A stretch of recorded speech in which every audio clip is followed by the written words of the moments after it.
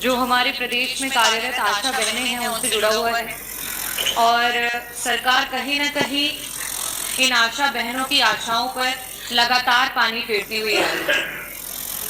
ये आशा बहनें जो हैं उनका मोल मंत्री जी शायद आपका विभाग समझ नहीं पा रहा है। और रही बात छपने की, आशा बहनों का भी उतना ही अधिकार है कि वो अखबार की पंक्तियों में सामने आए और उनकी अधिकार की जो बातें इस सदन में बोली जा रही हैं वो लिख करके पढ़ करके वहां पर आए, क्योंकि आज वो आशा बहनें जिस तरीके से आपके विभाग की रीढ़ बन करके हैं, शायद ये सरकार नहीं समझ पा रही है और इसीलिए बार बार उसको एक ऐसा मामूली सा पत्थर समझ करके फेंकी जा रही है। लेकिन मंत्री जी शायद आप ये समझ नहीं पा रहे हैं कि ये आशा बहनें हीरा है।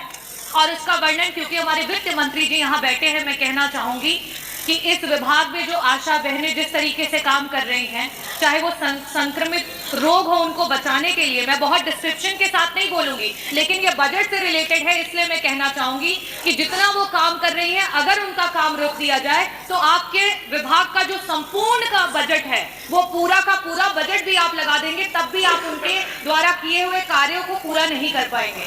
और ऐसी स्थिति में 1 ट्रिलियन इकोनॉमी की बात हुई पिछले सदन में और लगातार सरकार के द्वारा हो रही है।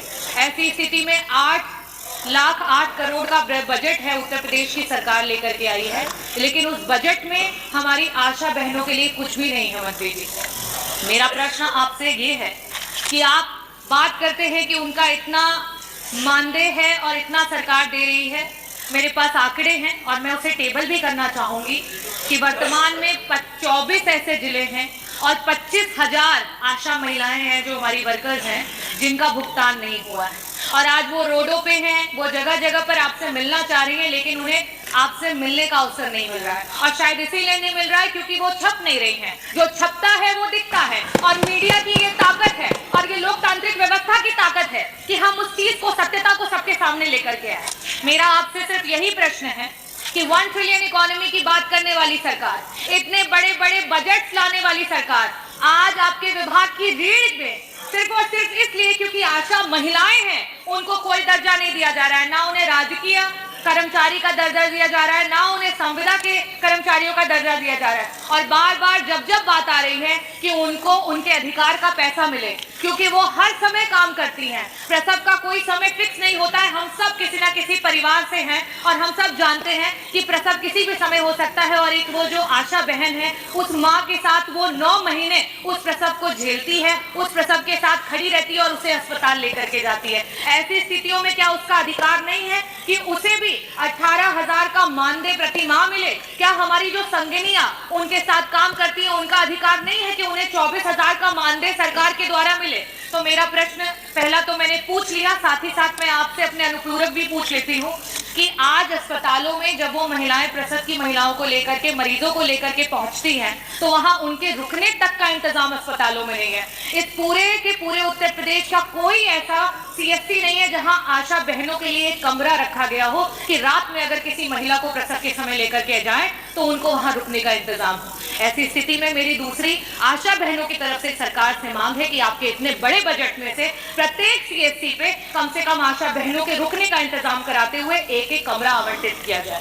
मेरा तीसरा आपसे मांग ये है कि ये जो बहनें दिन रात कड़ी तपस्या कर रही है, मेहनत कर रही है, सड़कों पे घूम रही है, परिवारों को जोड़ रही है, जागरूक कर रही है, prevention is better than cure, इसकी बात कर रही है, क्या इन महिलाओं का अधिकार नहीं है कि उन्हें स्वास्थ्य बीमा और उन्हें जीवन बीमा मिले? क्या सरकार अपने विभाग की इतनी महत्वपूर्ण महिलाओं को ये नहीं दे सकती है?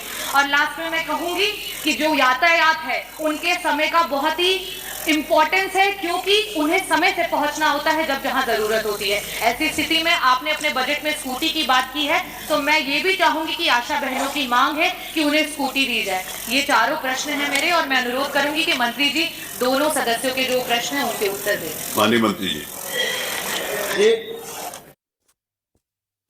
आशा वर्कर हम सब के लिए बहुत ही महत्वपूर्ण है और उनकी महत्वपूर्ण जिम्मेदारी को देखते हुए हमारी सरकार ने लगातार उनके उन्नयन के लिए काम किए हैं।